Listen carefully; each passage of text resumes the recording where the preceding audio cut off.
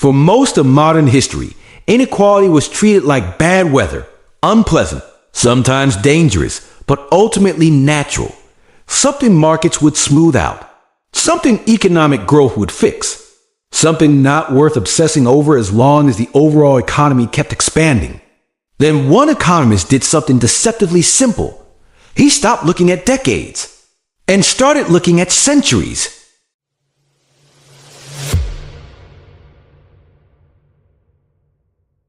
Welcome to YieldVerse, where money, power, and history collide, and nothing is ever as simple as it looks.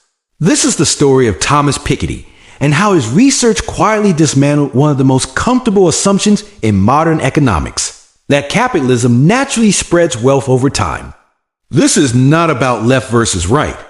It is about what happens when you follow the data long enough that the usual excuses stop working. For most of the 20th century, mainstream economics focused on growth, productivity, output, efficiency. If the pie got bigger, everyone would eventually get a larger slice.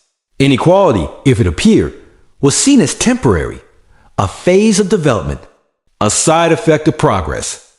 And for a while, history seemed to cooperate. After World War II, inequality fell sharply across Europe and the United States. Wages rose. The middle class expanded. Home ownership spread. Wealth concentration declined. Economists quietly assumed this was normal, the natural outcome of advanced capitalism. But that assumption rested on a very short memory. Piketty's insight wasn't philosophical. It was archival. Instead of starting with theory, he started with records, tax archives, income statistics, national accounts across multiple countries, spanning centuries. And when he stitched that data together, a different picture emerged. The post-war period wasn't the rule. It was the exception. For most of modern history, wealth was highly concentrated. The 19th century, the era of industrial expansion and aristocratic fortunes, was not a story of rising opportunity. It was dominated by inherited wealth. Ownership mattered more than work. The dramatic decline in inequality after 1914 didn't happen because markets became fair. It happened because capital was destroyed. Wars wiped out fortunes. Inflation erased debts. Governments raised taxes dramatically. Massive intervention reshaped the system. Equality didn't arrive politely. It arrived violently. And once those forces faded, inequality resumed its old trajectory. This is where Piketty asked his central question. Why does wealth tend to concentrate over time, even in democratic, market-based societies? Not as a moral question, but as a mechanical one. To answer it, he separated two forces, labor and capital. Labor is what you earn by working. Capital is what you own. Labor has limits. You can only work so many hours. Productivity rises slowly. Capital compounds. It doesn't need to work harder next year. It doesn't need retraining. It simply grows. This is where his most famous idea enters. When the return on capital exceeds the growth rate of the economy, wealth accumulated in the past grows faster than income earned in the present.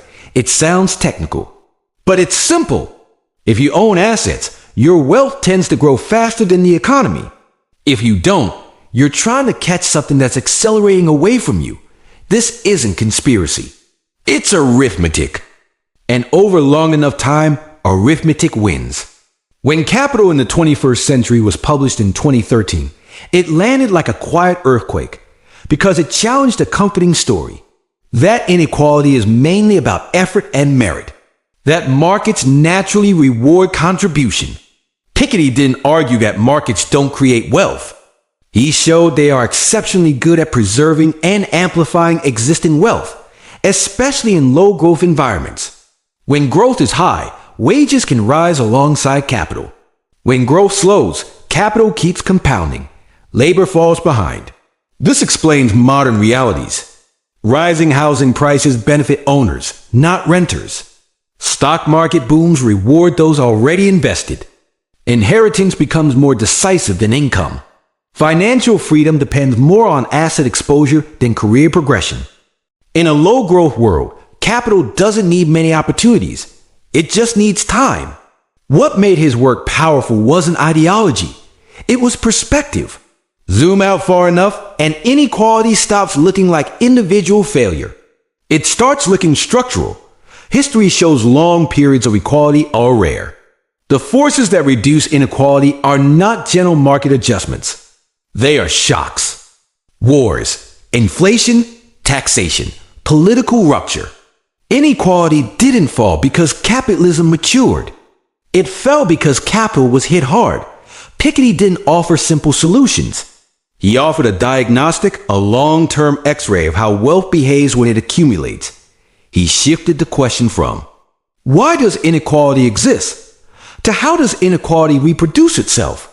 And once you see that mechanism, you ask different questions. Not how hard should I work, but what do I own? Not is the economy growing, but who captures that growth?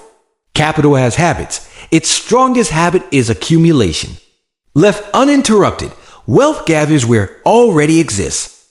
Understanding that isn't about resentment. It's about realism. Because if you mistake a structural tendency for a temporary phase, you misunderstand risk.